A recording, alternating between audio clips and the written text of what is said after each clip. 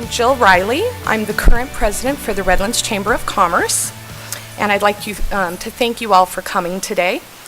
I'd also like to thank our sponsors, Ayers Hotel, Alta Vista Credit Union, the Gas Company, Redlands Community Hospital, Kaiser Permanente, Redlands Professional Firefighters Association, GEAR, which is General Employees of Redlands and Walmart, Redlands Police Officer Foundation, and Southern California Edison for making this event possible.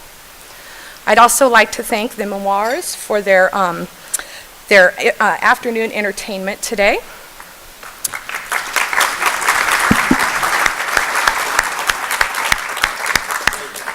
Now I'm going to introduce Pastor Anthony Green from the Second Baptist Church, who will offer the invocation for this afternoon.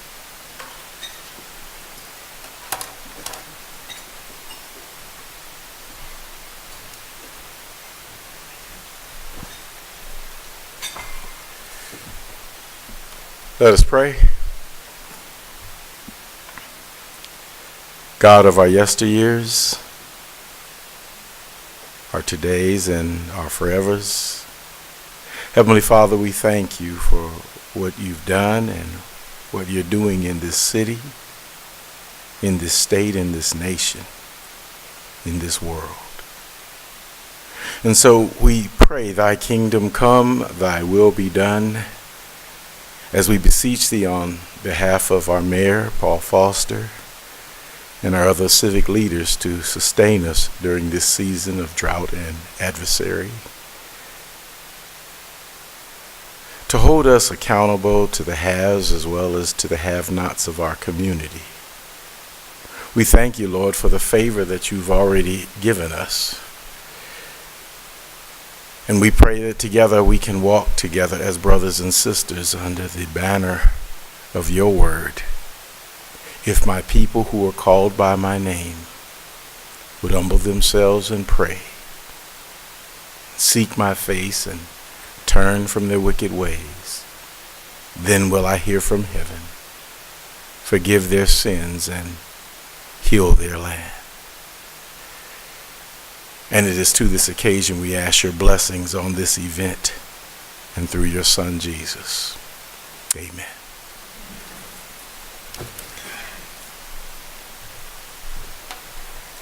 Thank you, Pastor Anthony Green. Could everyone please rise as the color guard from the Redlands Police Department and Redlands Fire Department come up to present the colors.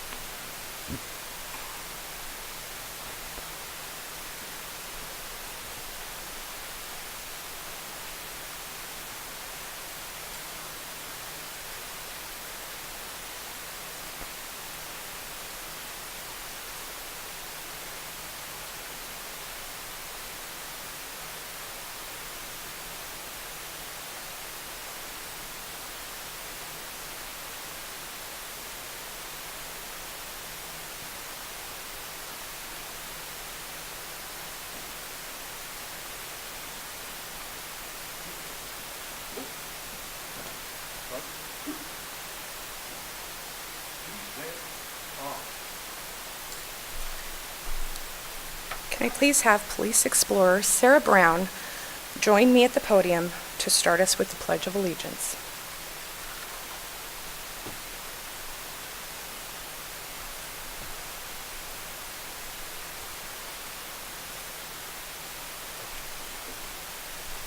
Please join me as we say the pledge. Ready, begin. I pledge allegiance to the flag of the United States of America and to the republic for which it stands, one nation, under God, indivisible, with liberty and justice for all. Thank you. I'd also like to invite Tina Skusin to come sing the national anthem.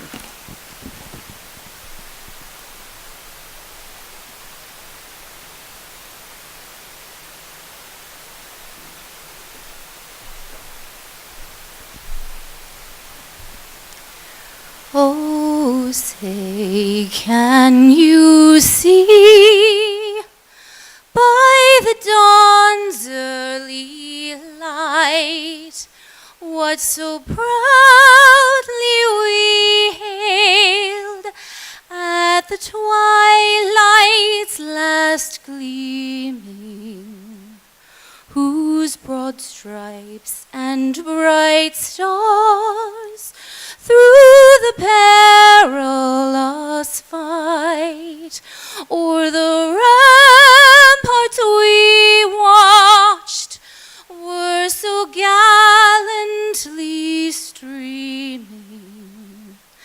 and the rockets red clear, the bombs bursting in air, gave proof through the night that our flag was still there.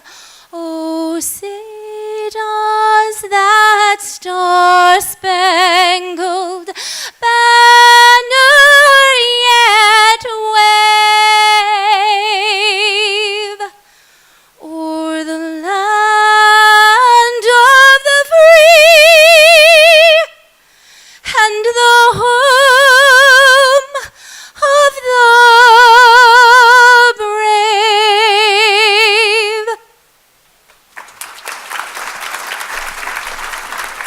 Now, if you can indulge me for just a moment, once again, the Redlands Chamber of Commerce is proud to serve as a partner for the Energy Upgrade California 2016 statewide program. Energy Upgrade California program offers us an opportunity to reach out into the community and beyond to educate our residents and visitors about energy management and conservation. Today, we are asking you to fill out a very simple survey that is in front of you, and we've even provided a pen in a bag, and leave it on the table before you leave. Staff will come around and gather that data and add it into the data for various events and presentations. Energy Upgrade has provided access to our regional population, delivering critical education about what we can do to manage our energy use and make a difference in California. With small changes in our life, at home, and in our businesses, we can be part of the team that keeps California golden. You can find rebate information, energy conservation tips, and creative ideas to save energy and money at energyupgradeca.org. Now I am honored to introduce former Chamber President and Mayor for the City of Redlands, Paul Foster.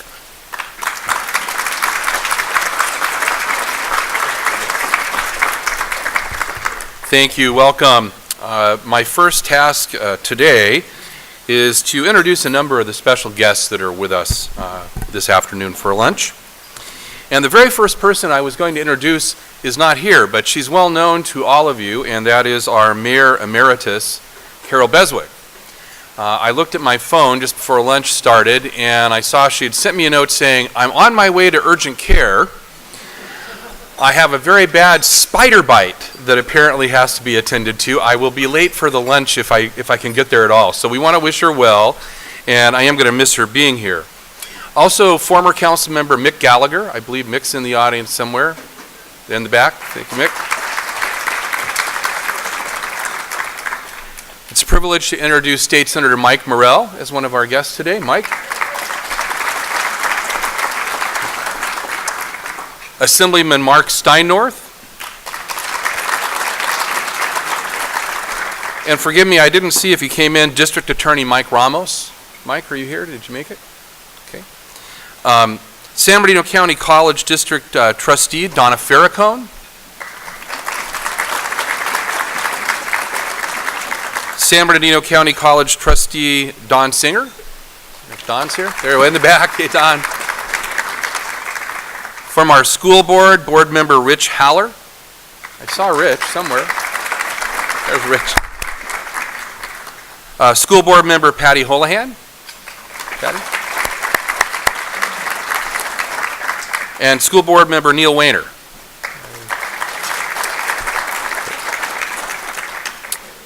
And finally, a very special guest, a colleague, Mayor of Yucaipa, Denise Hoyt. Denise, it's a privilege to have you here today, but I kind of question the caliber of people you sit with there with all those Rotarians, you know. We'll have to talk afterwards, you know. At this time, I need to formally open this special meeting of the Redlands City Council. Excuse me. We're going to move right into the program. Please eat your lunch. We want to get you out of here on time, and any of you that were here last year will know we move right into the program while you're enjoying your lunch. If you'll just give your attention to the speakers, but we want you to enjoy yourself. But we also want to make sure you're out of here by 2 o'clock, so abide with us. At this time, I'd like to invite a special member of our city family to the dais to help me out. Danielle Garcia is our Director of Innovation and Technology, and she'll be reading the citations of those that will be honored today with the Heroes of Redlands Awards. Danielle?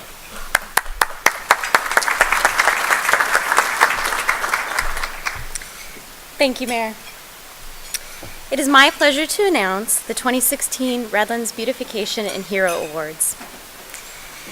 Beautification Awards recognize buildings or facilities within the City of Redlands that capture outstanding landscape, architecture, cleanliness, and curb appeal. Our Beautification Award this year is presented to the Redlands Community Music Association, RCMA, in recognition of their adaptive reuse of the Mission Gables House. Mission Gables House was originally built in the 1890s as a modest apartment house, which contained about a dozen individual apartments. In later years, the City of Redlands purchased the building, although as time progressed, tenants began to leave, and in the 1990s, it was completely vacated. The city considered demolishing it in order to create additional facilities for the Redlands Bowl. It was at that time the Redlands Community Music Association approached the city and appealed for them to allow the association to adaptively reuse it for office and other facilities for the RCMA. The city agreed and leased the building to the RCMA for the princely sum of $1 per year. The RCMA then began an extensive, almost 15-year adaptation project to bring the building back to its former glory. Inside, the building has been modernized with new restrooms, office space, and a kitchen on the first floor, and the second floor boasts rehearsal and event space. The exterior has been systematically renovated with historic building materials, ensuring it accurately reflects the city's rich heritage.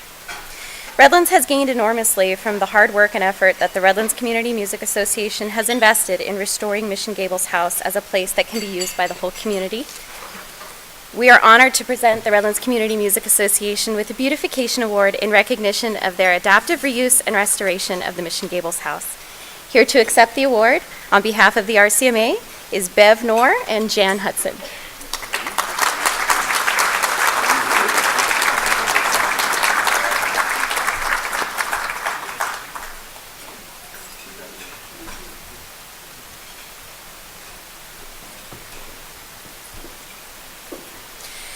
Moving on to our next category, the 2016 Redlands Hero Awards.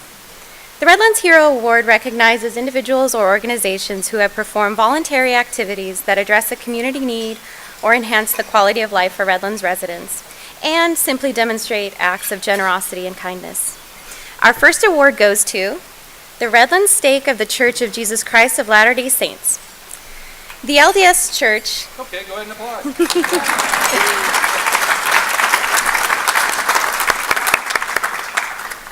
The LDS Church, Mormon Helping Hands, has time and again shown its community leadership both in past and present Community Day of Service events in Redlands. The church leads the way in terms of volunteerism and service to others and has given immeasurable volunteer service hours to the local community of Redlands. The city would not be the place it is today were it not for the positive contribution made by this church. Whether it is their leadership with the Community Day of Service, disaster planning fairs, being a part of tracking the needs of the homeless, helping plan the city's 125th anniversary celebration, or leading a food drive for the Family Services Association of Redlands, the members of the church continue to show their love and dedication to the success of the Redlands community. For these reasons, we are proud to recognize the Church of Jesus Christ of Latter-day Saints as a hero of the city of Redlands. Here to accept the award is President Mike Strong, Judy Cannon, and Max Fisher.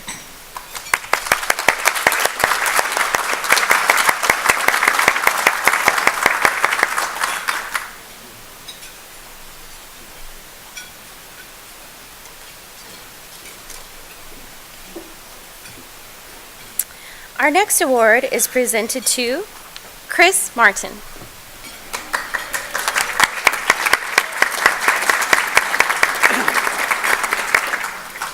Chris's unwavering dedication to the community is well documented.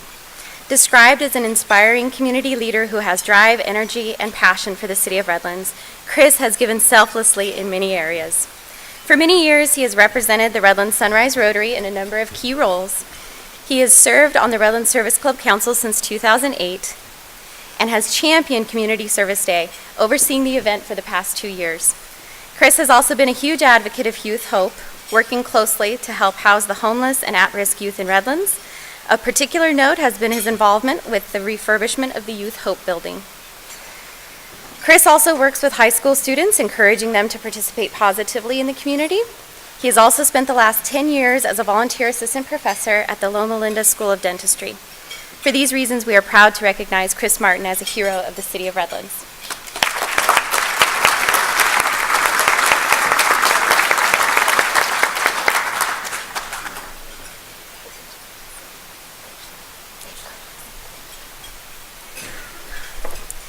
Our next award is presented to Elizabeth Escobar. Elizabeth,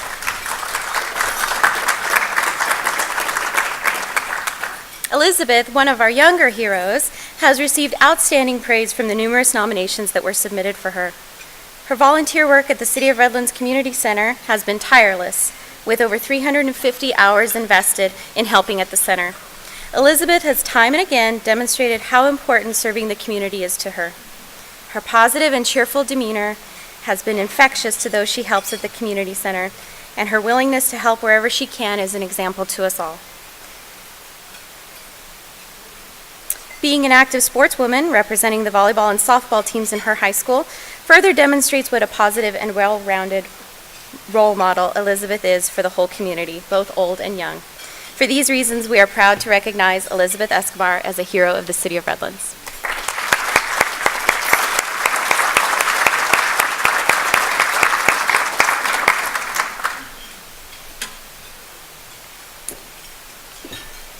Our next award is presented to Hank DeBoer.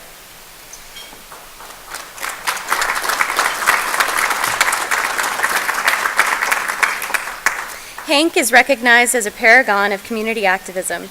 A resourceful and generous neighbor, Hank can be found helping out doing yard work for those unable to do it themselves and visiting sick neighbors and friends. Hank's dedication to the Joslyn Senior Center is unparalleled. Hank is a board member at the center and is actively involved at the heart of organizing programs and activities that benefit the senior community there. He is described as kind and patient and someone who will go out of his way to help others. Hank has recently graduated from the CVP and CERT academies and continues to give back to his community at every opportunity. For these reasons, we are proud to recognize Hank DeBoer as a hero of the city of Redlands.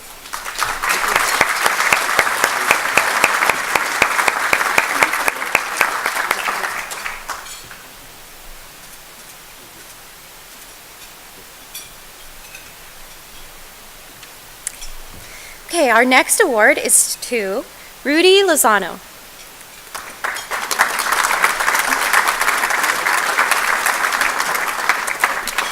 Rudy has been a Redlands police volunteer since 1999 and has served in excess of 8,200 hours. An extremely active community member, particularly with local youth, Rudy has been involved with over 9 significant community events, including the Back to School Jam, Shop with a Cop, and the Children's Safety Fair. Rudy has also given over 13 years of commitment to building and donating bikes to local youth at community events. In addition to these accolades, Rudy also sits on many service club groups and is board chairman for the American Legion Post 650.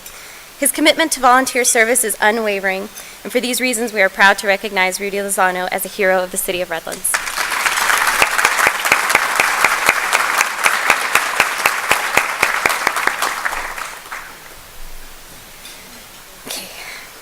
Next, in our category of employee heroes, our first award is presented to Blue Collar Athletics, Inc.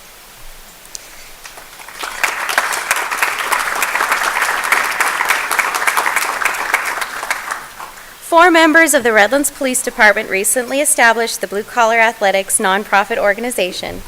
Sergeant Esteban Valenzuela, Sergeant Stephen Crane, Corporal Daniel Sardegna, and Operations Manager Shayna Walker. Blue Collar Athletics is committed to youth and community athletic participation and promoting healthy lifestyle options. Their key mission is to provide organizations, family, and community youth the opportunity to thrive by supporting and promoting mentorship, athletic participation, fitness events, and healthy lifestyle choices. Over the course of the last year, Blue Collar Athletics has co-sponsored the Ken Welton Golf Tournament, which raised significant funding to enable 200 young people to attend the University of Redlands football camp. They have raised approximately $15,000 to sponsor softball teams, youth football teams, and a BMX racing team. Blue Collar Athletics is currently working with partners to expand youth bicycle racing and plans to expand on More Middle School's CrossFit program to provide local middle schools with more equipment. Blue Collar has also facilitated a number of community partnership sporting events such as softball and flag football games between the Redlands Police Department and the Boys and Girls Club of Redlands. For these reasons, we are proud to recognize Blue Collar Athletics as a hero of the City of Redlands.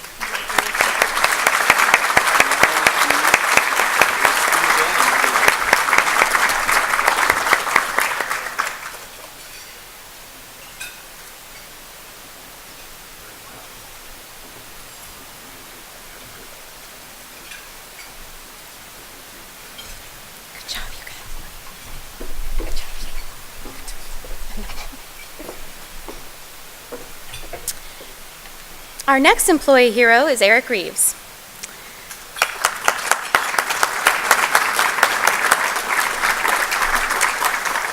But Danielle, where is Eric? Unfortunately, Eric could not be with us today as he's on a well-deserved tropical vacation. However, Be at the mayor's luncheon or go on a vacation. Easy choice. maybe you can phone it in over Yeah. Skype. However, I would like to share a few things about Eric. Eric has worked for the City of Redlands for a number of years, where he is well known for his positivity and strong work ethic. He constantly goes the extra mile to serve his community and help people in any way he can. Eric is the main point of contact for many Community Day events in Redlands, including the annual Community Day of Service, where he gives countless hours of his personal time to make the day a success. Eric cares deeply for the community, as demonstrated in his service commitment 24/7. As well as being an exemplary city employee, Eric devotes much of his time to taking care of the city's parks and trees. As the city's arborist, he has educated many residents about tree issues and can be found on most weekends at any of our city parks, checking the facilities, making sure they're all in good condition. Eric's commitment to the City of Redlands and the City of Redlands is unsurpassed. The city is lucky to have him as an employee and resident. He is an example to us all. For these reasons, we are proud to recognize Eric Reeves as a hero of the City of Redlands.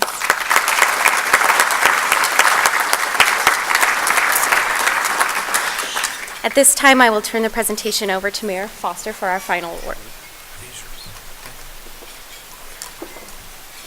Thank you, Danielle. Appreciate that. All those awards are extremely well deserved. How about another round of applause for all the awardees?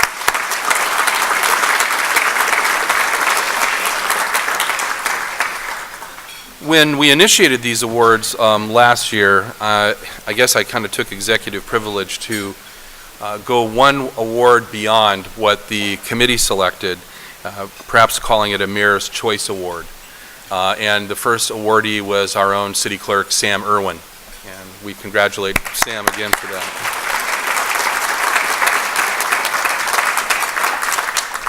I do have the honor of presenting a similar award today. And I understand this person didn't want to come to the luncheon. You know, I'm not sure how I'm going to feel about that. I'll have to talk to her afterwards. But a fourth-generation native Redlander, Tony Momberger, probably knows more about the city than most. Tony was editor of the Redlands Daily Facts for nearly 5 years, recently stepping down, as most of you know. In addition to her work on the Daily Facts, Tony has had an award-winning career working on other local newspapers, including the San Bernardino Sun, the Inland Valley Daily Bulletin, San Gabriel Valley Tribune, Pasadena Star News, and the Whittier Daily News. Tony's knowledge of Redlands is unsurpassed, and it's important to note that she is recognized as being a source of irreplaceable local knowledge. Tony has been described as being a big believer in her community and being a big believer in its people. Tony has given back to the community in many, many ways.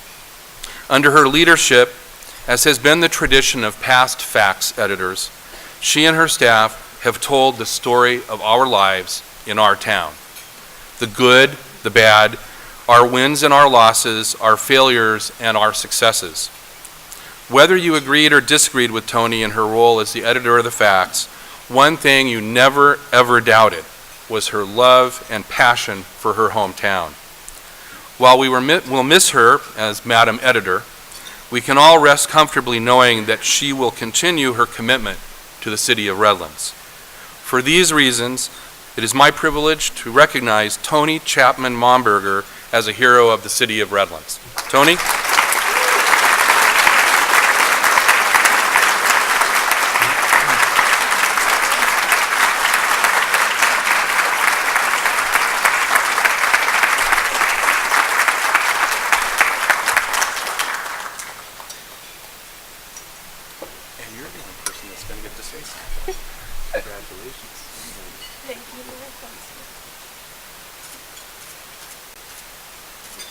I have salad in my teeth. Go use the mic. Use the mic and don't smile. Okay. Thank you. I'm stunned and very appreciative, and I have so many of you here that I just admire and hold in high esteem. I'm very honored to be given this in your presence. Thank you. Thank you. And also pick it up afterwards. Thank you for being here. And now we'll continue on with the program.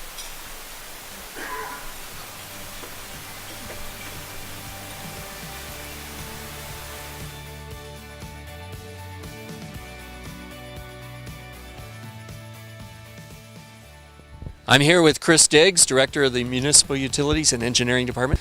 And Chris, tell me what we're looking at right here. This is a part of the process of treating water. First, what we do is we bring the water in from the Santa Ana River into this plant, the Hinckley Treatment Plant. This is raw water, so it's got a lot of particulates in the water, that being sands, silts, algae, things of that nature. The first thing we do is just to your right here, we add chemicals to that. The chemicals are used to neutralize the electrical charge that the particulate matter has. We neutralize that charge, and from there we start to mix the water and mix the chemicals with the particulate matter in there. What we're looking to do is join those particles together so that they become larger and heavier, and then later that stuff can settle out of the water. That sounds like a lot of science and chemistry, but basically what you're saying is that there are these particulates in the water when it comes from the source, and this process binds them together so that you can remove those particulates. Is that essentially what is going on? Precisely. And tell me again, what are the sources of water for Redlands? You mentioned the Santa Ana River. Where else do we get water? There's 4 primary sources of water for the city. The first source, in no particular order, is the Santa Ana River, which makes up about 25% of the water that our customers use. The second source would be Mill Creek, also another approximately 25%, and the remaining 50% of water would come from well water, so coming from our groundwater basin. I said 4. The final source is the State Water Project water, and that would be already mixed in either into my count of the Santa Ana River water or Mill Creek water. And is there a difference in the way that you treat those different sources of water? Yes, the groundwater is chlorinated. It's pretty much filtered by all of the earth that it's traveled through to get down to the level in which it is, depending on where we're pumping that water, is somewhere between 50 and 200 feet deep, but we're pulling that water out of the ground. Surface waters, both the Santa Ana River and Mill Creek water, are treated from a conventional treatment plant, where we're removing the thing... Like this one? Correct. Where we're removing that particulate matter that you would typically see if you were to drive up and see a river or a lake. You would see the stuff in that water. Those are the things that we're removing from the water. Well water is already naturally filtered from the ground, and so all that requires is chlorination. And Chris, can you describe to me what we're looking at here? Well, we are in the chemical feed building. In this building are all the pumps and feed equipment, measurement equipment that supplies the chemicals to various parts of the treatment process that we've reviewed here today. Seeing a bunch of pipes behind me and pumps behind me, and all of this is mixing chemicals that are going to various parts of this treatment process. Is that correct? That's correct. This is part of the upgrades that we've mentioned, the $10 million of upgrades. We're using different chemicals than we were before, and this is an upgraded system to help us comply with the new regulations. This control panel behind me, this looks like some sort of science fiction thing. What are we looking at here? This is just that. It is the control panel that is controlling the speeds of the motors that are pumping the chemicals into the treatment plant. So this is primarily an automated process. A computer somewhere is regulating what chemicals are going where? Yes, there's a human interface. So basically a person is programming into a computer. That computer then relays that information to this panel, and then the panel in essence turns the pumps on and off. And all of these chemicals, as I said, we've got these pipes that are labeled behind with different chemical names. This is all coming from huge vats right outside this room. Correct. Yes, there's several thousand gallons of chemicals, depending on which chemical we're using, that will be needed on a daily basis to keep this plant operating. And those chemicals treat the water so that it's safe for our residents to drink. Correct. Okay, so Chris, what are we looking at here? We're in what we refer to as the filter gallery. This is the network of piping that go to the filter. And so we have the water that first goes into filter, the raw water that's gone through the sedimentation and flocculation process.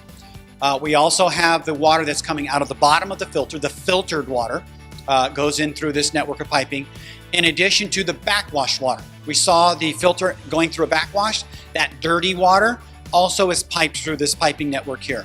Each water it's basically a conveyance system for bringing water into and out of the filters. This treatment plant treats about 12.5 million gallons per day.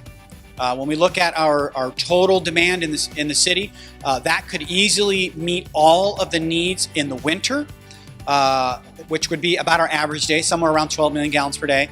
In the summertime, our maximum days are right around 45 to 50 million gallons a day. So obviously we need additional sources to meet the customer demands.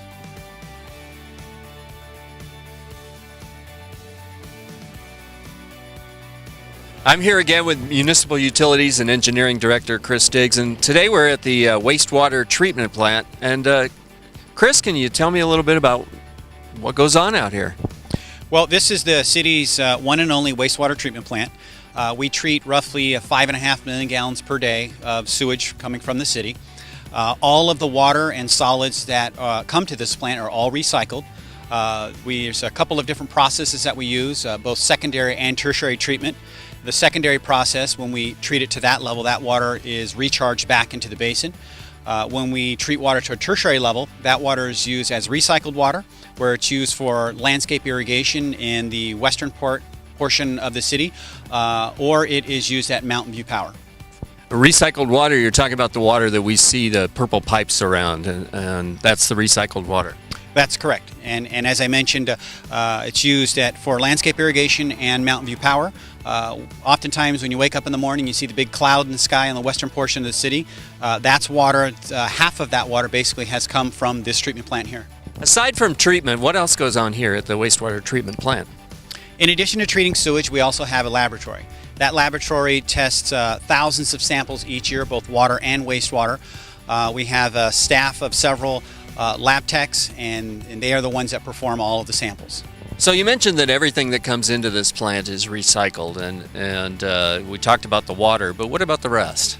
The solids handling that we process here, all of that goes to One Stop, and One Stop processes that and uses it for fertilizer. So every bit of what we're receiving into this plant is recycled in some fashion.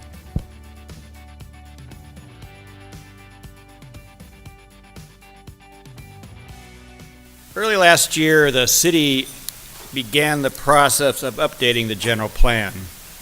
California law requires that each county and city in the state develop and adopt a general plan consisting of statements of development policies, setting forth a comprehensive long-term plan for the physical development of the city. It is the city's guide to growth and sustainability for the next 20 years. The general plan is frequently referred to as the blueprint for the city's development. Another way to look at it is to imagine what the city is going to be like in the year 2035. The general plan is an expression of our vision of what changes we expect or wish to achieve, what will remain the same, and principles that will guide realizing this vision. The city's current general plan was adopted in 1995, 20 years ago, and a lot has changed since then. Commercial and warehouse development has occurred in the northwest part of the city, an area originally intended for manufacturing. Moderate residential growth has occurred in the north and eastern parts of the city, replacing a substantial portion of the privately owned citrus groves.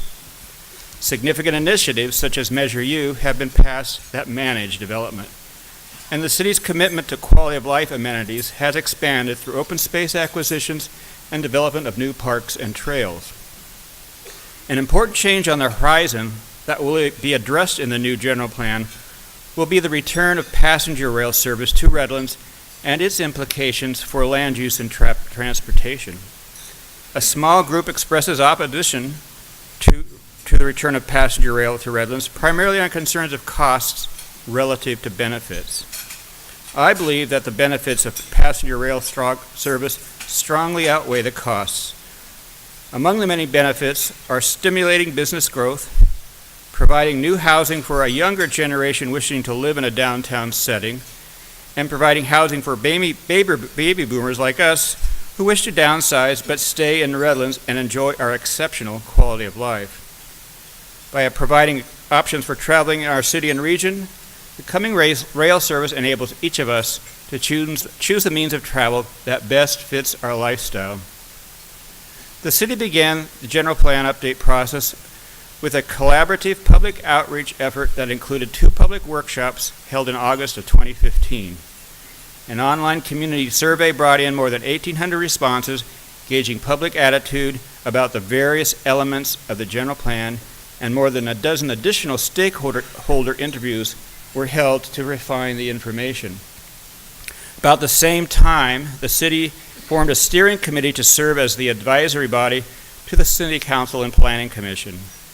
The committee is made up of residents representing both specific planning areas of the city as well as specific disciplines including business and real estate, education, cultural arts, historic resources, parks and trails, and open space and agriculture. The 34-member committee has held more than a dozen public meetings over the past year. The steering committee is working with consultants and city staff to develop a plan that will be easy to use and engaging, visually rich and informative. It will be organized around 7 themes that cover the state-mandated content for a general plan, as well as special topics important to Redlands. These themes were selected by the steering committee and include distinctive city, prosperous economy, livable community, connected city, healthy community, vital natural environment, and sustainable city. Each of these themes includes several sub-themes or topics to further refine the city's vision for the future. Beginning next week, on June 29th, we will begin holding the first round of public hearings at the City Council that will result in a preliminary draft of the new general plan. By October of this year, a draft EIR will be prepared and released for public comment. The final EIR is expected to be ready for adoption by the City Council in January of 2017. Public hearings to discuss final revisions and ultimately adopt the new general plan should begin by May of 2017, leading to the final adoption of the plan by about this time next year, or July of 2017. At each of these steps, there will be ample opportunity for public input, and I encourage all of you to participate in the process. Information about the plan and its proposed content can be found at the website redlands2035.org. In providing a vision for Redlands 20 years from now, the new general plan will define a course of action leading to a vibrant, active, environmentally responsible, and inclusive community. Thank you.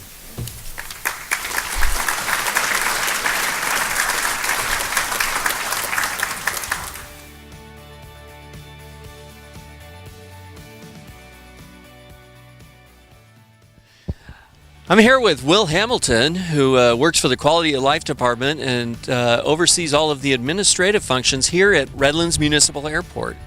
And Will, you know, an airport, most cities don't have this kind of an asset. This is a special thing for Redlands. Can you tell me a little bit about this airport? Yes, this airport, it is a unique asset for the city to have. It covers approximately 192 acres. We have a single runway of approximately 4,500 feet. And with a parallel taxiway. We have about 230 based aircraft here, a little less than 200 hangars, and we have 3 fixed base operators, or FBOs, that provide services, everything ranging from hangar rental or leasing to fuel services for the pilots, and actually for transient pilots that fly through. So, Will, what kind of activities go on here at the airport, and what kind of aircraft fly in and out of here? There is a wide range of activity that happens at this airport. We have everything from recreational use, which is the primary use. We have a lot of training operations here for both fixed wing and the rotary wing. So we do have helicopters here as well. Additional things that happen at this airport include we have an air show, which will be in its 4th iteration this year, that is done by Hangar 24 Charities. And this is actually a preferred staging area for CAL FIRE. When we have fires in the San Bernardino National Forest, which is right behind us, this site is perfect for a lot of the heavy lift water helicopters to stage, prep, refuel, retank, and then head out to the fires, come back and continue the cycle all over again. Other things that include, we brought in an airport business consultant, which is working to lay out a roadmap that we can use to figure out where we want to take the airport and what things may actually be viable for us to do in the future. So we have a real active aviation community out here that I guess is pretty involved in the operation of this airport. So can you talk about that? Yes, the city has the Airport Advisory Board, which has 7 members that are appointed by the City Council that oversee the operations and act as stewards for this airport. Their input is something that is taken into consideration by the City Council when making decisions involving either the airport itself or the airport area of influence, which is the area around the airport that any operations of the airport will actually impact. Other organizations such as the Redlands Airport Association and the Experimental Aircraft Association that work to bring inside and outside members of the community to the airport for everything as far as it's enjoying aircraft flying to just making sure that any concerns of the actual community are expressed to the AAB and to city staff as well. There's even an Experimental Aircraft Association group out here that takes kids on flights and things. Yes, they have a young program called Young Eagles, but they do actually get vetted and they take kids up for flights in the aircraft.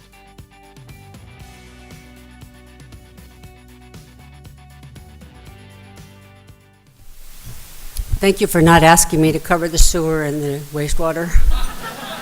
I appreciate that. Next, no. Good morning and welcome to all of you. I'm happy to see such an excellent crowd that's really interested in the city of Redlands. Since 2007, the council and the city manager together have worked diligently to get our finances in order, along with a wonderful staff who's basically been dedicated as well to make the best service available with the least cost. And they've been really dedicated to that. And the time and attention that we've actually put to this resource has required a reduction in personnel at the very beginning. And that's a tough decision, but thank God the manager had to do that, not the council. But they managed quite well, and those employees who stayed on picked up the slack, and we actually continued on doing all the work we were doing before, and I think doing it well. We actually started to work on the street trees, the streets, water and sewer pipes, wells, reservoirs, have you seen, and sidewalks. And all of this required a certain amount of investment, which we had to manage within our budget. That was one of the criteria we had starting in 2007. We cannot spend more than we have coming in. And one-time money cannot go for anything other than those specified within the general plan limitations and the city's finances.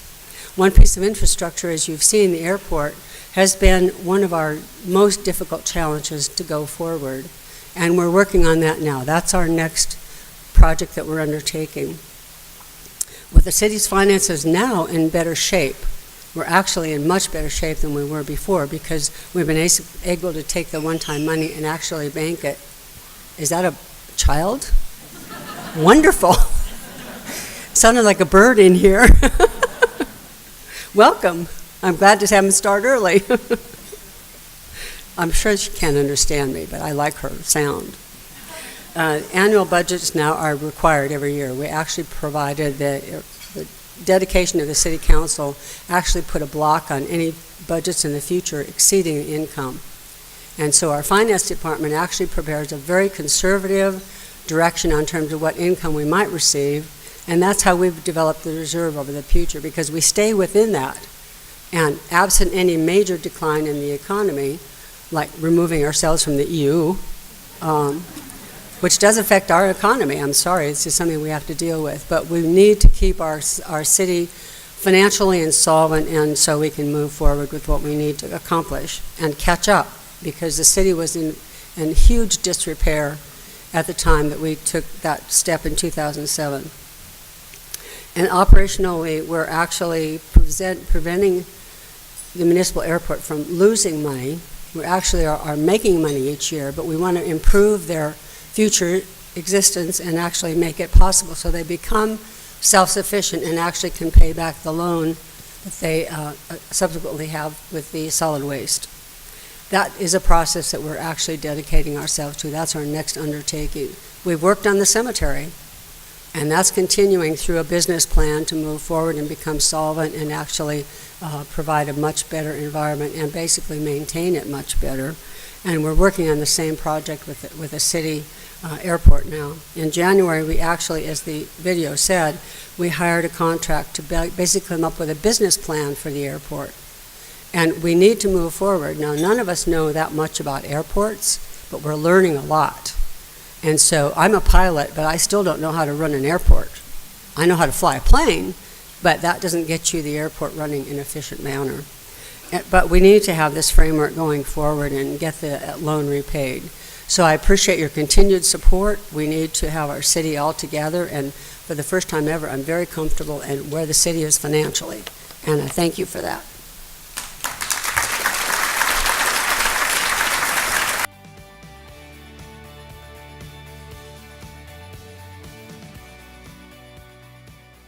I'm out here this morning at beautiful Hillside Memorial Park with Armando Valles, the cemetery manager.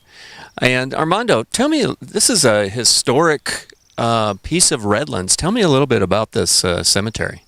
Absolutely, Carl. You know, here we're very fortunate to have a treasure within the jewel of the Inland Empire.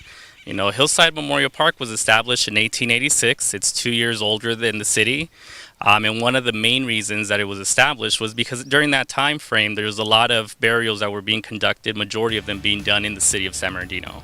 So that sparked an interest for this city to have its independent cemetery. And that's when the ideas evolved, and eventually Judson and Brown, co-founders of Redlands, donated property to the Hillside Cemetery Association in hopes to have a cemetery that would cater to the needs of this community and the neighboring cities. And it really has grown and evolved through those from the time that it was established.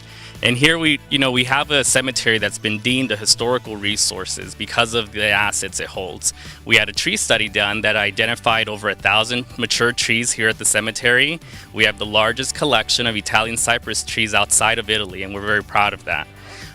We also have some historical stone-cut curbing and cobblestone walls that were established and created here during the Depression.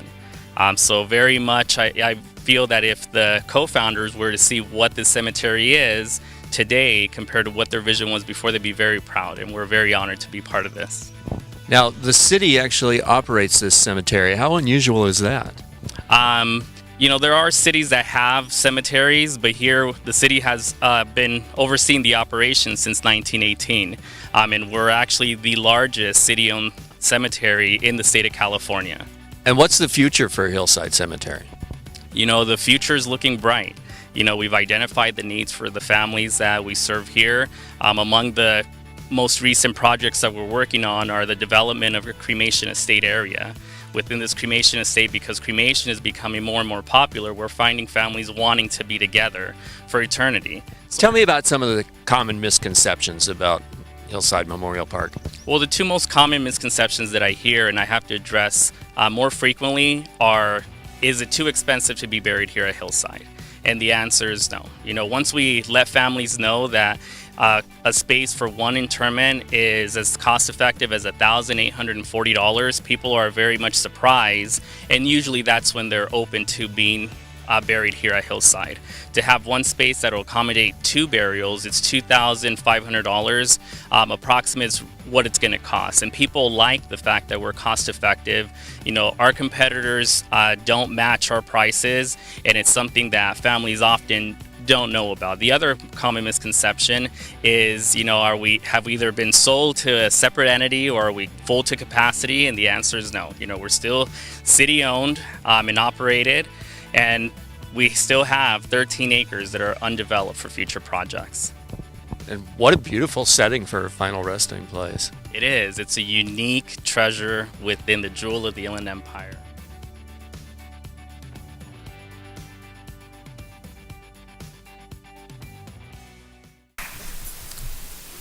Well, when the mayor gave me this selection to be so kind to inform the public, he said, Paul, make sure, I know it's going to kill you, but keep the puns at a minimum. So, Your Honor, rest assured I will.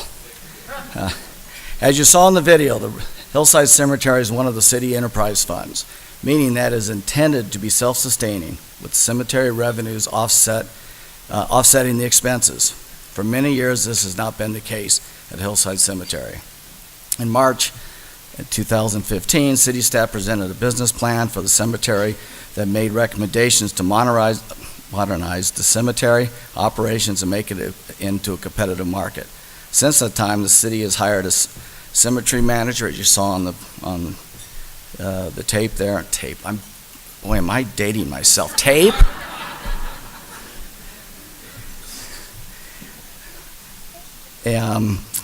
As a result, the increase threw me off, and increased revenues, expanded service products, and the capital improvements to address the decades of deferred maintenance.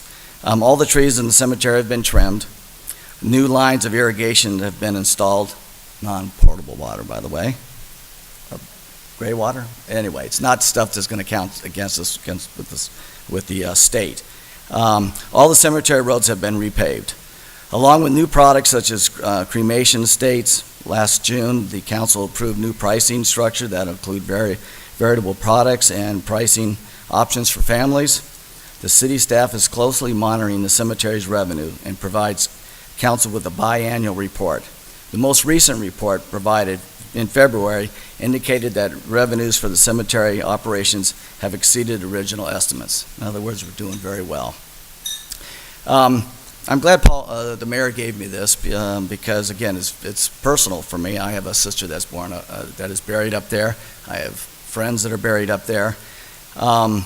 And I'd like to recognize, because this project was started before I was even elected, so I personally would want, and behalf of the citizens of Redlands, I'd like to thank the following people. I'd like to thank Mayor Foster, Mayor Pro Temp John Harrison, Councilwoman Pat Galbraith, City Manager Enrique Martinez, the Quality of Life Director Chris Bowman, and staff, Chris, and staff, MUED Director Chris Diggs and staff.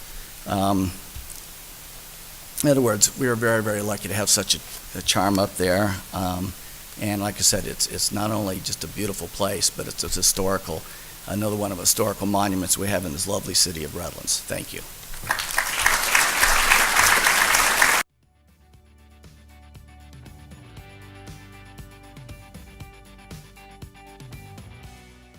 We're out here today. It's a beautiful day. We're out at the 5th Street Grove, and I have with me Chris Boatman, the director of the Quality of Life Department. And among all of the things that you oversee, one of those is Redlands citrus production. So you want to tell me about, this is kind of unique. Why does the city of Redlands even have a citrus grove? Well, you're right, Carl. It is unique. Redlands was, for almost 3/4 of a century, at the center of the largest citrus producing region in the world.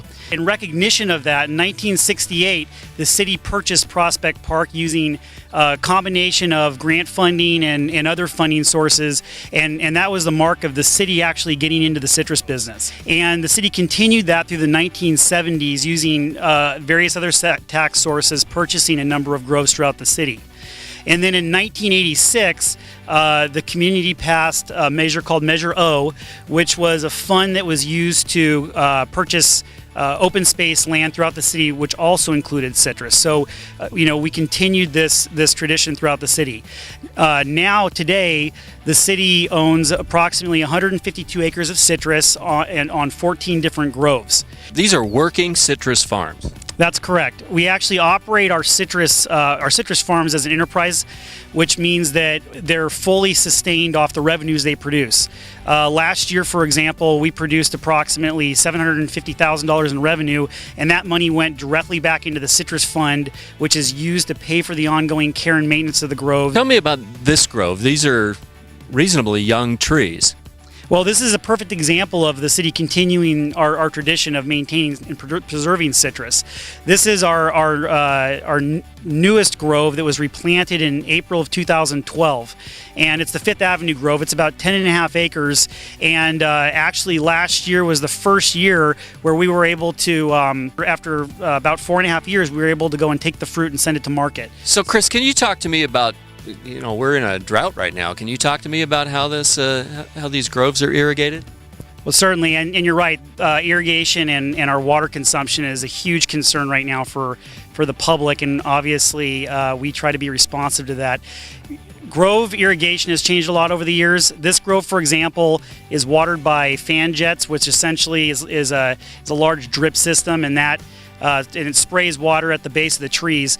The majority of our groves are non-potable water, which means that the water is not for residential consumption. It's water that either comes out of the ground in wells and then percolates back down into the earth, or we have non-potable lines that water the groves. It's not taking away from the supply that goes to service our residents in their homes. So, as we look forward, we continue to try to find ways to be, more drought tolerant and conscientious of water consumption.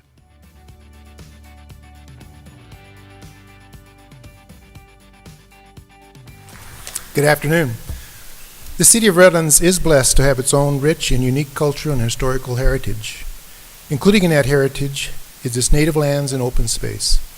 As the video portrays, our citrus groves are an important part of both our historical heritage and our open space. This rich heritage provides a foundation upon which we can create and look forward to our future. Our parks, trails, and open space are all key features that provide healthy living opportunities and passive recreational activities for the community. They also provide a sanctuary for our local wildlife and other unique features that set the city apart from others. And now let me spend just a little bit of time about the history of some of our open space. In 1987, a citizen committee and group hired by Dangerman and Associates developed a park and open space plan.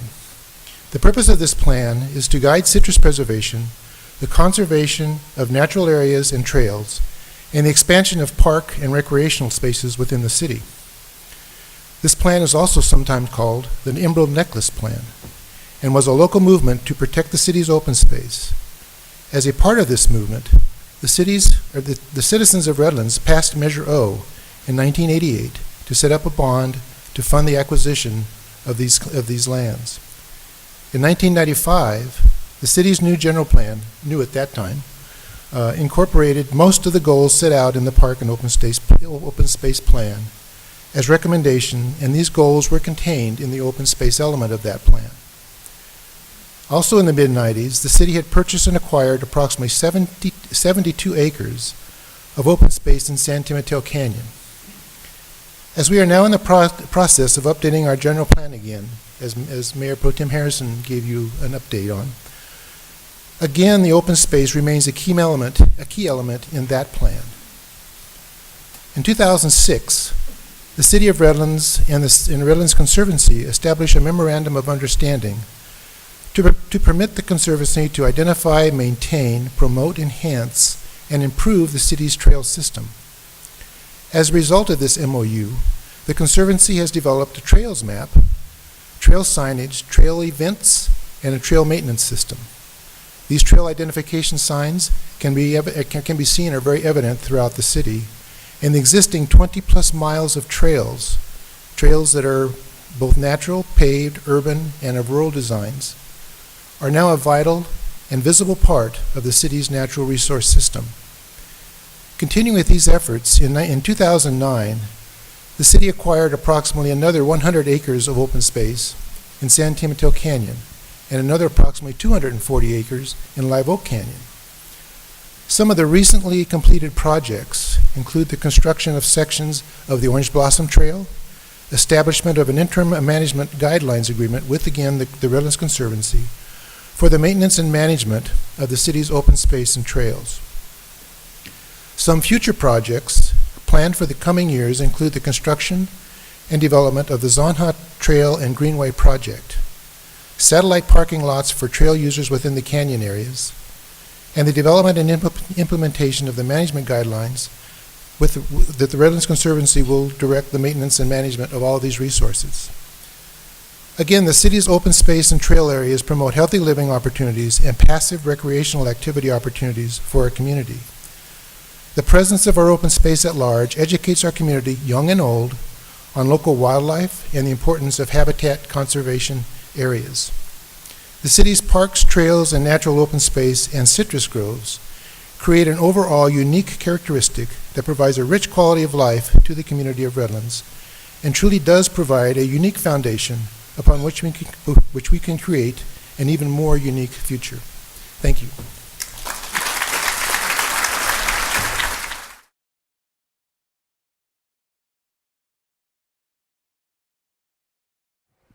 I'm out here at the California Street Landfill with Tim Sullivan, the Assistant Director of the Quality of Life Department. And Tim, talk to me about this landfill. It's kind of an unusual thing for a city to operate its own landfill, but I imagine there are benefits to the city of Redlands. It is quite unique. There's a lot of benefits. I think mainly the first benefit is being able to provide an enhanced service to our residents. We have full control of the solid waste stream that's generated within the city and its flow into the landfill, so the import and export of green waste, recyclables, numerous other items that come in here. So Tim, we're looking at some sort of a pumping system here. Can you tell me what this is all about? Absolutely. So this is part of the leachate extraction system. Down below several hundred feet here, underneath all of the trash, are pumps. And what they do is they pump out the leachate.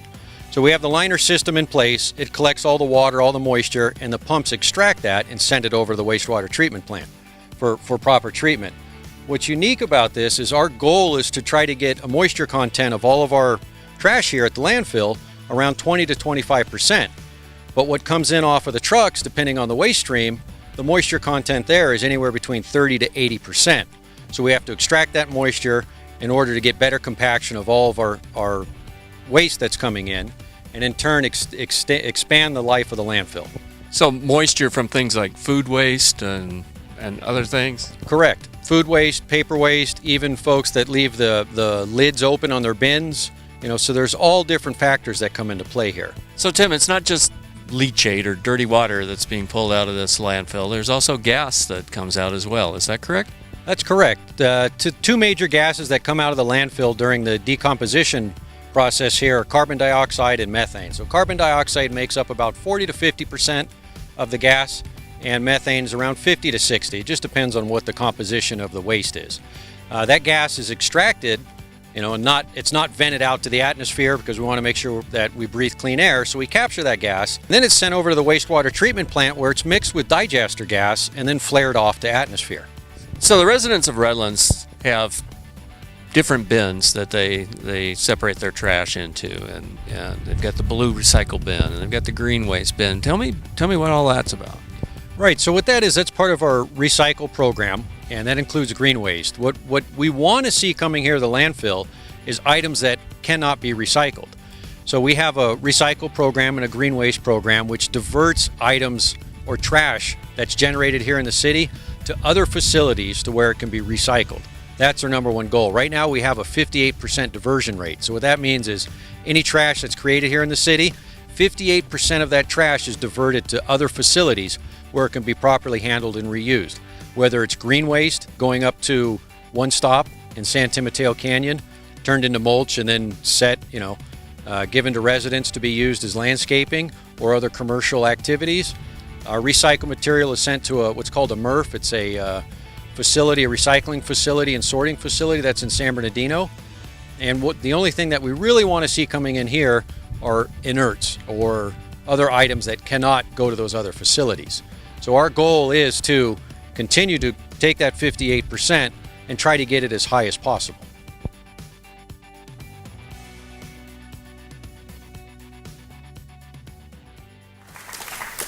Once upon a time, there was a desperado out west. He was a hard-drinking, bank-stealing, horse-thieving, card-cheating desperado. They finally caught up with him, and the jury voted to hang him. In those days, hangings were public. Everybody gathered around. It was quite a spectacle, and the executioner, the hangman, went up to the desperado and said, "Well, do you have any final words?" And he said, no, I don't have any. And all of a sudden, out in the crowd, a hand went up. "Well, I'll take his time. And it was the mayor. I guess the mayor wanted the executed, or the desperado's 3 minutes.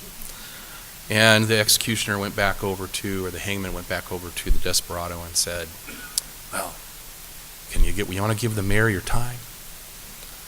Thought for a minute and looked down and says, "Well, sure, but you have to do me one favor. Hang me first." I hope you all don't feel that way about our presentation today.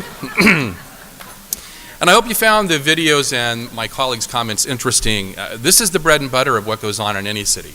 This is stuff that most of you don't see, don't know about. You turn the faucet on, the water comes. The truck comes around, picks up your trash. You flush the toilet and it goes away. Behind the scenes, all of this is happening. And we want you to understand those types of things. We want you to understand the enterprise funds. We want you to understand how valuable our citrus industry still is to us, and that we're very unique with having a citrus operation, a cemetery operation, and an airport. These are very unique features in our community. It's a privilege to be here today as your mayor and to welcome you once again to our annual State of the City Luncheon. I'd like to take a few minutes here at the beginning to thank some individuals and some groups. First and foremost are my four colleagues on the City Council, Mayor Pro Tem John Harrison, Councilmember Pat Galbraith, Councilmember Paul Barrich, and Councilmember John James. Serving on any policy board, as many of you know, is at best challenging. So serving with talented and capable individuals is essential, and you're truly fortunate if you enjoy working together. I'm blessed to be part of such a group with these four dedicated public servants, and it's a privilege to call each of you my friends and my colleagues. Thank you very much for your service, ladies and gentlemen.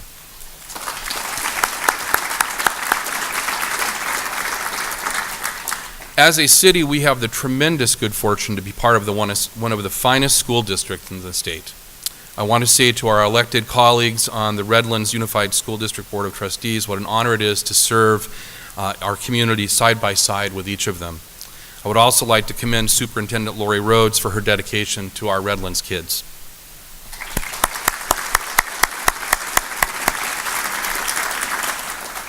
My thanks on behalf of the city, to the University of Redlands and the Redlands Chamber of Commerce for hosting and organizing today's event. And I wish to join them in thanking our sponsors for their generous and kind support. I would like to digress from my comments just for a minute to acknowledge my colleagues and friends from Kaiser Permanente. I've recently announced my retirement at the end of November, and so their presence here today is very special to me. Thank you for coming.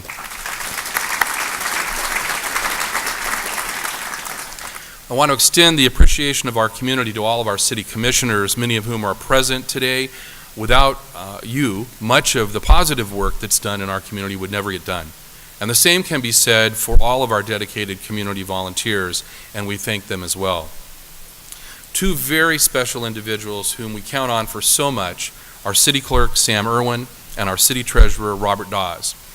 Gentlemen, thank you, both of you, for all you do for our community.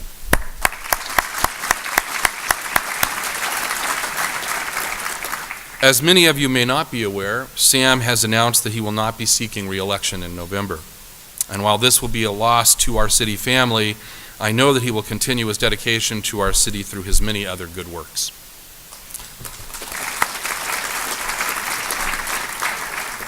I'd also like to recognize the city staff who diligently every day work to provide excellent services and support, keeping the best interests of our residents and businesses in the forefront of their minds. These are the people who carry out the policies of the City Council and accomplish the things that you'll hear about over the next few minutes. All of them work under the leadership of our exceptional city manager, Enrique Martinez.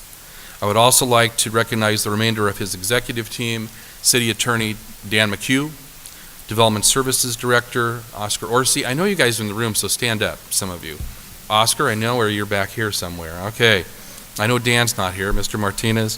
Finance Director Tina Kundig, Fire Chief Jeff Frazier, Police Chief Mark Garcia, Municipal Utilities and Engineering Director Chris Diggs, Human Resources Director Amy Martin, Quality of Life Director Chris Boatman, and Development and Innovation Technology Director Danielle Garcia.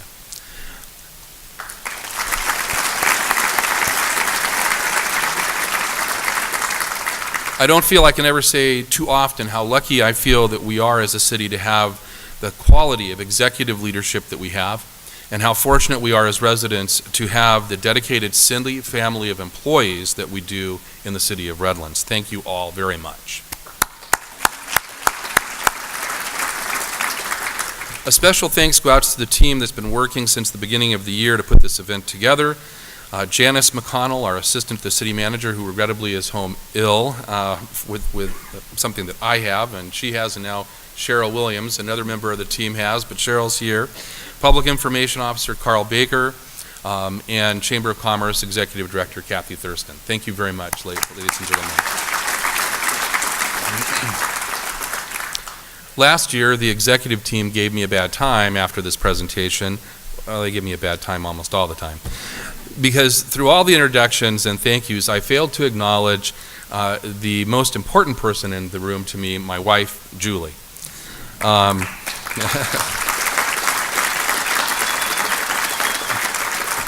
I want to thank her for all of her love and support, and while doing so, I know I speak for all of the elected officials in the room today when I say that we are all so very, very grateful for the love and support that we have from our spouses and our families.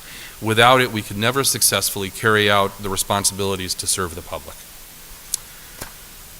This has been a uniquely difficult year for our community, one that has in some ways cast an unwanted and undeserved focus on the city of Redlands.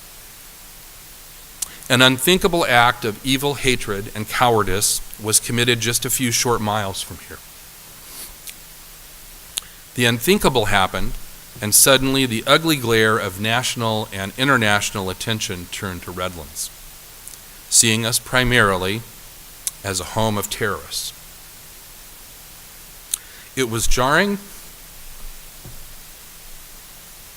and disconcerting to hear the name Redlands in the same breath as the word terrorists. But we know that evil and ugly actions of a few misguided or disturbed individuals do not in any way represent who we are. Those who grew up here, those who have chosen to make their homes here or build their businesses here, those who've raised their children here, come to our summer music festival performances at the Redlands Bowl, ride or cheer in the Bicycle Classic, visit the Smiley Library, earn their degrees at this university. We know, and those who look closely at us know, who we really are. The days and weeks that followed that horrible attack also revealed the character and proved to anyone, revealed our character and proved to anyone watching that we are indeed a resilient community. Our town is not defined by hatred. We are not defined by bigotry or fear. We are not committed We are not a community that rejects those who are different from us or shirks from a challenge. Redlands is a city that was founded and grew on the charitable and philanthropic character of our residents and business owners. That charity and that philanthropy has never stopped, and that is who we are. Within days of the attack, while multimedia satellite trucks were still lining our residential streets, we demonstrated a little bit of the Redlands spirit when thousands of residents defied the fear lining the streets of our historic downtown for the annual Redlands Christmas Parade. It was the largest turnout for that parade that any of us has ever seen, and we reminded ourselves and showed all who were watching that we are a community that cherishes our traditions, and we will not let fear or hatred take that away from us. Amen.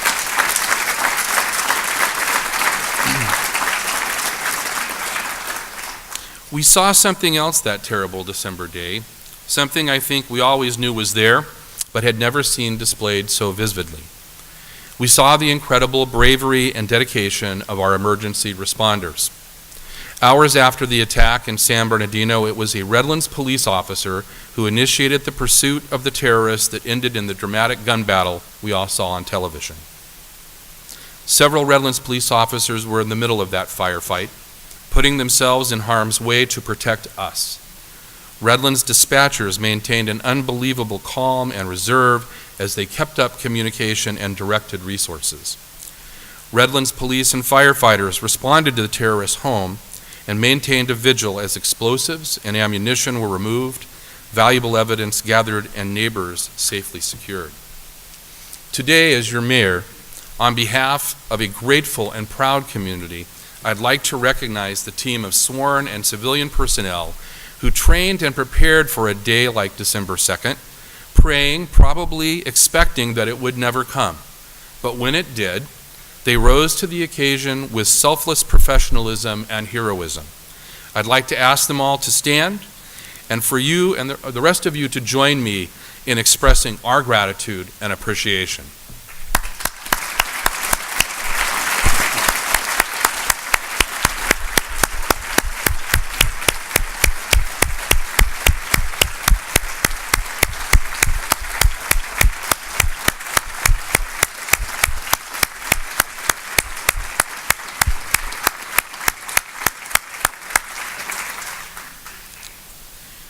Threats to our safety and security, challenges to our very image and identity put into perspective those more routine and mundane challenges we face regularly as a city.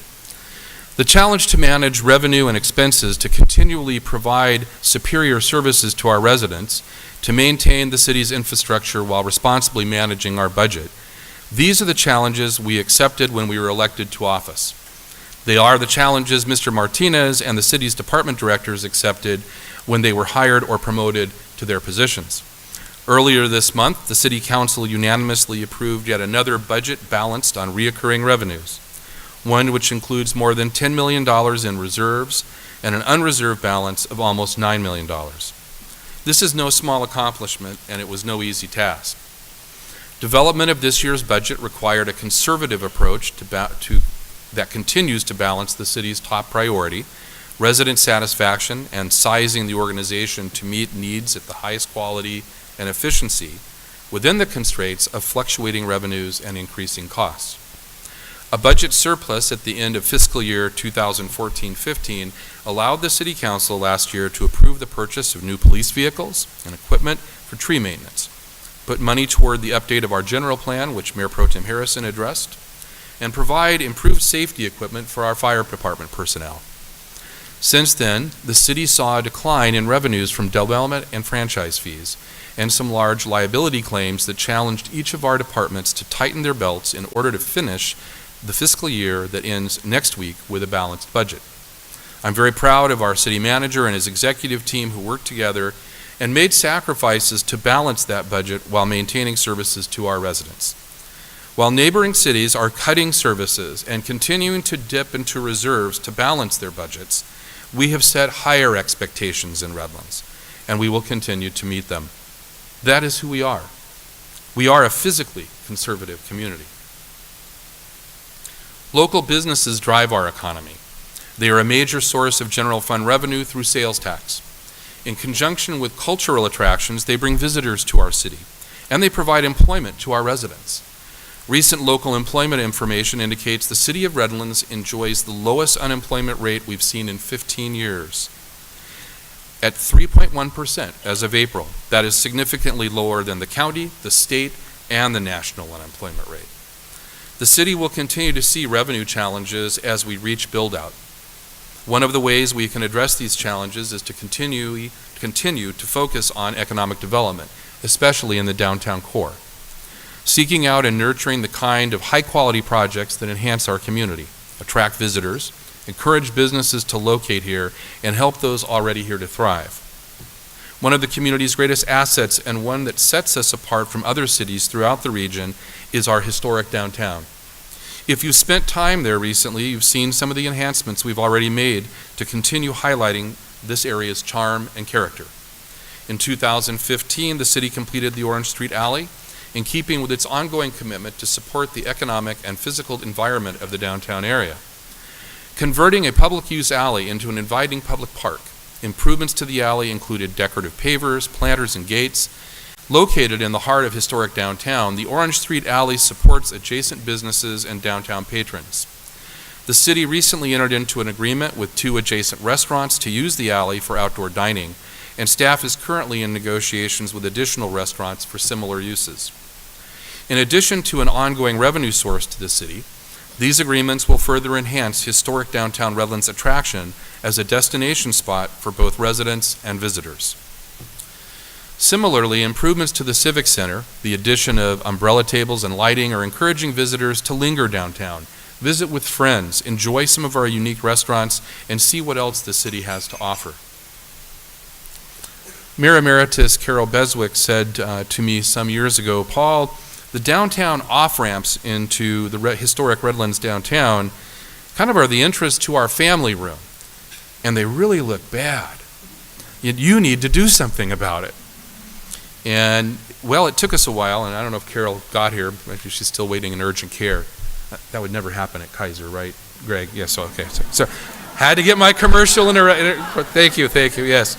When the bosses are here, you got to go down that path. Well, this week, the city broke ground on a major improvement project to our city's entry points from Interstate 10. Once completed, the Gateway Entry Landscape Beautification Project will include aesthetic improvements along the freeway frontages at the downtown off-ramps and on-ramps at 6th Street, Orange Street, and Eureka Street, including construction of entry monuments, lighting, ornamental fencing, and drought-tolerant landscaping. These enhancements will provide a significant improvement to the city's downtown entrances and surrounding area, while welcoming visitors to our community.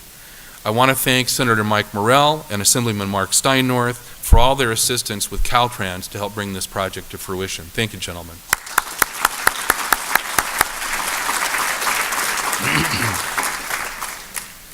Two exciting retail entertainment projects already underway will add to the historic downtown's attractions. The Redlands Packing District is an 88,075 square foot commercial retail center at the gateway to our historic downtown. The project is planned to include a specialty grocer, standalone and inline retail space, and prominent restaurant spaces featuring outdoor patio dining.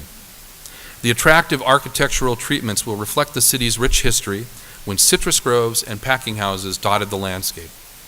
Tenant recruitment is currently underway, and construction is planned to commence within the next 2 months. One historic property in the heart of downtown that has generated a great deal of citizen interest over the years is the Mutual Orange Distribution Packing House. The council is currently in negotiations with Arteco Partners to sell the one-time citrus packing house to the family-owned company, which has more than 15 years' experience renovating and operating historic and vintage buildings in the Inland Empire, such as the Claremont Packing House and the Pomona Packing Plant. Rebranded as the Redlands Packing Plant, it will serve as a retail and educational hub for the local food economy, featuring specialty meats, cheeses, olive oils, chocolates and candies, teas, fresh baked bread and pastries, wine and craft beer, herbs and spices, gourmet sauces and jams, organic ice creams, locally roasted fair trade coffee, or even non-edible items such as kitchenwares, cookbooks, and seeds for your edible garden. It will also feature several small restaurants that demonstrate the full potential of locally sourced foods and heritage cuisine.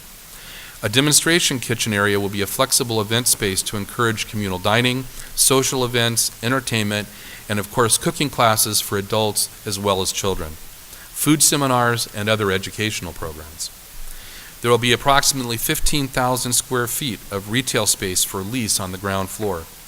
Patios, boardwalks, and common areas with seating will be integrated throughout the building, along with public art and historical and agricultural educational displays. A wooden boardwalk at the ground level will wrap the east, north, and west sides of the building. The exterior courtyard will be an attractively and rustically decorated outdoor dining room with a living wall, vertical herb garden harvested for use by the packing plant's food businesses. Once the negotiations are completed, our TECO partners will begin the entitlement and construction process. It is expected their construction will be completed in approximately 24 months. Another economic development project is the Redlands Crossing at San Bernardino Avenue and Tennessee Street, a 250,000 square foot retail and commercial center anchored by Super Walmart. The Redlands Crossing project is expected to create more than 200 new jobs. This will include the creation of 85 new jobs at the new Walmart store and more than 120 new jobs from other businesses. The 230 existing jobs at the Walmart store on Redlands Boulevard will be moved to the new Walmart store. City staff has been working with the project representatives to refine the project design, address infrastructure needs and other pre-construction items, as well as discuss plans to backfill the current location. Grading is expected to commence in the fourth quarter of this year, followed by project construction. Each of these projects will add to the vitality of our city as a whole, but challenges remain. One project that is of keen interest to our residents, businesses, and the City Council is the Redlands Mall. I hope I'm on council long enough to deliver good news about the Redlands Mall. Just one. Since the mall substantially closed in 2010 with the bankruptcy and reorganization of its owner, the city was actively involved in working with the previous property owner to market the mall and develop plans for its future use that would also benefit and revitalize downtown. After more than a year of work by the city's development services staff to generate interest and solicit potential buyers for the mall, the property was sold in July of 2014 to Brixton Capital, who announced plans to develop it into a mixed-use residential and retail center. Last year, I stood in this same place and asked you all to measure your enthusiasm and expectations as we continued what was shaping to be a long, slow, and extremely frustrating process. I wish I had better news for you today. Council leadership and development services staff have remained in regular contact with Brixton Capital, and we have yet to see a proposal that would finally revitalize this key component to our downtown economic development plan to the satisfaction of the City Council. Rest assured, we are diligently pressing forward to see this through, and I will once again ask your patient indulgence in the hope that we will have better news to share with you at this time next year, if not before. While downtown enhancements and economic development projects help to bring business visitors and much-needed revenue to Redlands, ongoing improvements to our basic infrastructure maintain the high quality of life of that our residents truly expect. In March, the City Council made a necessary and frankly unpopular decision to raise water and sewer rates for the city's 21,000 customers. I can assure you no council member ever wants to vote for higher utility rates. It certainly doesn't win us any popularity contests. In fact, it is that reluctance to make the tough and unpopular decisions that led us to the dire situation we found ourselves in. For years, decades even, that hesitation to raise the rates put our water and wastewater utility further and further behind and left our infrastructure in a growing state of distress. City staff continued to perform stopgap repairs on aging pipes that needed to be replaced.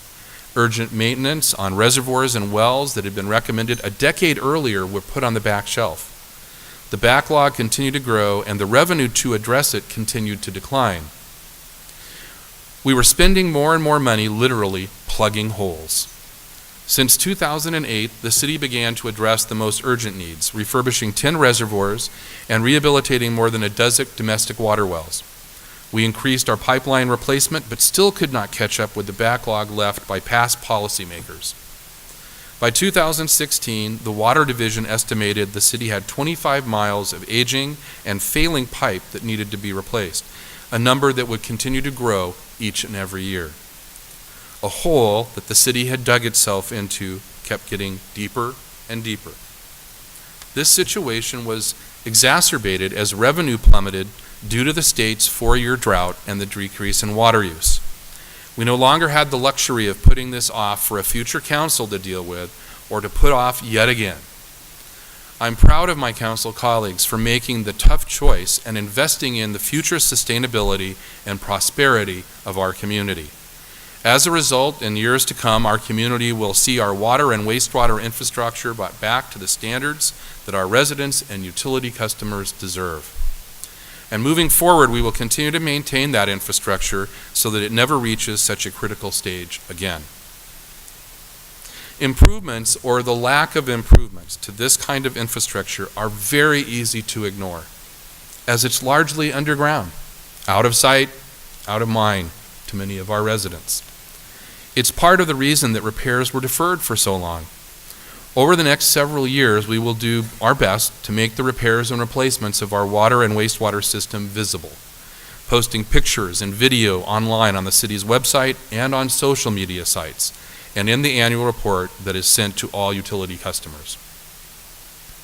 The long-term investment in the city's water and wastewater infrastructure is modeled on another dramatically successful long-term investment, one that has been obvious and has proven our commitment to the community and its residents.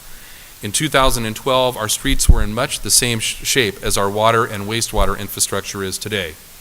Neglected for decades, our roads had fallen into disrepair and were getting exponentially worse every year. Our streets had become a source of frustration for our residents and, frankly, an embarrassment for us all, looking as if we lived in a third world country. The deterioration was also a weight on our economic development efforts. I think we can all agree that this is no longer the case. Since the City Council approved the city's staff innovative and comprehensive Paris program for the systematic reconstruction and rehabilitation of our streets in 2012, this program has been an unmitigated success and an example not only for our community, but for many others.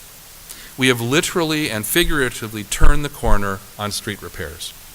We are now more than halfway through the initial 5-year repair program and with more than 200 lane miles of road repaired or reconstructed. I almost never hear residents complain about the quality of the streets any longer. And best of all, the program is designed to keep our roads regularly maintained for decades to come with an appropriate revenue stream to do so. We are investors in our community's future.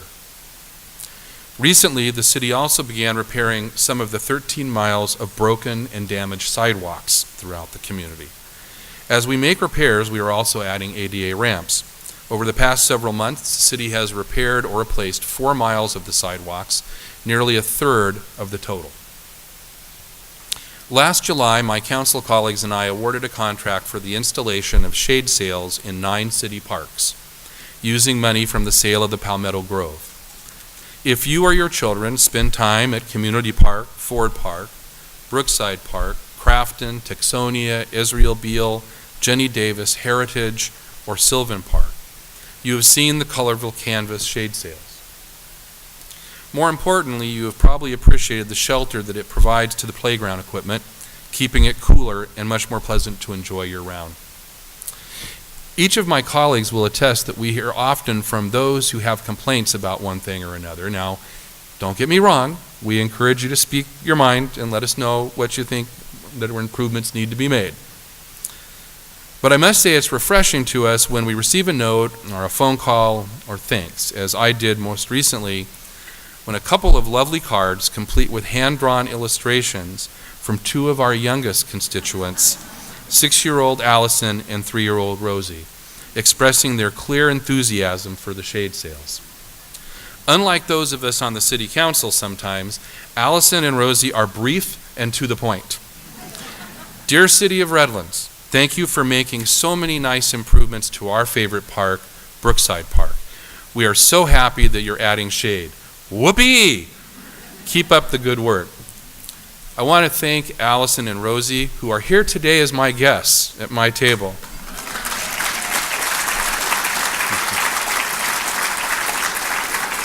We love to hear from satisfied residents, especially our youngest ones, and I'd like to invite them to come up on the stage and join me for just a moment. I have a little gift for them, if they're not too shy. Mom and Dad can come.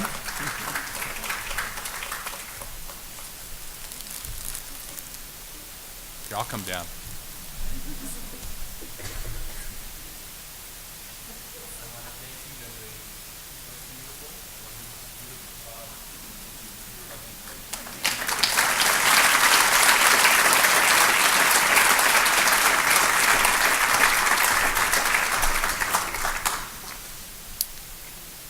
I'm not used to people being so shy. As I know my fellow mayor from Yucaipa is well aware, and I think most of you are, cities across our state, including many of our neighboring communities, have been changing their method of electing city councils and school boards, moving from an at-large system like the one Redlands has used for most of our 127-year history to a district system. Many of these communities have had this change forced on them by court mandate following lawsuits under the California Voters' Rights Act, or begrudgingly to avoid threatened lawsuits. Those cities that have fought and lost have been left with hefty, hefty legal bills. Redlands has not been threatened with a lawsuit. There have not been organized challenges to our current system. Nonetheless, it is clear to your city council that the responsible course is to begin the transition to a district election system for our city without threats or force or legal fees. That is why the City Council is beginning the process next month to engage a professional consultant who will assist us in developing and mapping districts that are representative of our city's diverse demographics. While this change may not be the first choice for me or my council colleagues, we are determined to approach it in a positive and collaborative manner that reflects the deep appreciation we have for our diverse community and the contributions that all of our residents make. We will engage our community early in the process, seeking your input to ensure that any changes are truly reflective of our entire community. It is our goal to have these districts in place for the 2018 election. You'll be hearing more about this in the years to come, or the months to come, excuse me. A year ago, I issued 2 challenges to our community to look to the year ahead, and I'd like to report on their progress. The first challenge was a community art project, building on the artistic vision of our city's past. I asked the community to get involved in developing and installing a piece of public artwork for all to enjoy. Since that time, the city's Cultural Arts Commission has been raising money and developing a vision for a signature piece of art to be located in the city's historic downtown. So far, the city and the commission have raised almost $20,000 towards the project. In addition to those donors who provided the initial funds at last year's State of the City luncheon, I would like to recognize the Mattich Corporation, Mountain West Financial, the Downtown Community Art Fund, and the Kiwanis Club of Redlands Noon for their generous support of this project. And just recently, I was very pleased to be informed that local philanthropist Tim Rochford has offered to be a major donor to this project as well. I'm very excited to recognize local artists Dan and Dina Romero. I believe the Romeros are in the back of the room somewhere there. Can you wave your hands? There they are. Who were selected to create a unique sculpture to be located in our historic downtown. The Romeros, as well as members of our Cultural Arts Commission, are present here today, and there are some renderings up front here of the concepts that we're considering. If you haven't already done so, please come up after the luncheon, take a look, and give them your input on the renderings. It's my anticipation that you will see one of these pieces installed before the end of the year. Further, it is our hope that under the leadership of the Cultural Arts Commission, that this will be the first of many new public art installations throughout the city in the years to come. The second challenge was one critical to the emergency preparedness and disaster planning efforts of the city. Pardon me. and became even more evident on December 2nd, as well as last March, when the police and fire departments responded to a gunman who had shot one person and taken a young woman hostage from a downtown business. Our police and fire portable command vehicle had long outlived its usefulness. The technology no longer met the needs of a 21st century communication system. Our city council set aside $100,000 of the $200,000 needed for a new command trailer, one that will meet our community requirements in time of need, as well as the support it provides to all of our major community events. Police Chief Garcia and Fire Chief Frazier worked with Councilmember Barrich and myself to seek community support for the remaining $100,000. And I'm thrilled to report that thanks to a generous donation from the San Manuel Band of Mission Indians and the Redlands Hotel Owners Committee, we reached that goal, and our new command vehicle, a 35-foot mobile command and communication center, is nearly completed. Within the next few weeks, the finishing touches will be put on the vehicle, and it will be delivered to the city and ready for deployment. So what is our city initiative for 2016-17? In 3 locations as you enter your city, you're greeted by signs that show all of our service clubs and this university as medallions on the signs. However, I think you would all agree that they have seen better days, and time has come to replace them with a new monument sign of which we can all be proud. The investment on the part of the city has been in the design you see before you now. Well, you will shortly. There you go. It is our hope that the community, led by our service clubs and business sponsors, will provide the funding necessary at approximately $30,000 needed to build one of the monuments each year, this year and the 2 following ones. To start the funding effort, I'm truly pleased and grateful to announce that the Kiwanis Club of Redlands Noons has contributed $5,000. With the service clubs leading the way, we'll be reaching out to others seeking their support, and I'm confident in true Redlands tradition that we will be successful. In conclusion, as a community, we are many, many things. We are a city that is proud of its history and traditions. We are a creative community, a community of artisans and patrons of the arts. We are a compassionate, caring, and embracing community. We as city leaders are committed to the safety of our citizens, the quality of life for all our residents, the success of our business community, and we do so while being thoughtful custodians of our city's resources. We are an engaged, involved, and diverse community, and we are a generous and philanthropic community built on the vision of our ancestors and committed to continuing that vision into the future for our children and our grandchildren. While we as a city are not perfect, as we see other communities struggle through challenges, financial and ethical, we should and do stand proud of who and what we are. For 127 years, we have faced challenges and opportunities, and we have grown from them into the unique, vibrant, innovative, and marvelously beautiful city that we are today. We are honoring and building on our past, meeting the needs of the present, and continuing to prepare for our future with optimism and resilience. My fellow Redlanders, on behalf of your City Council, I can report to you that the state of the city, the state of our hometown, remains strong. Working together with each of you, I look forward with optimism to what the future will bring. Thank you all for being here today. May God bless each of you and our hometown, Redlands, now and always. Thank you.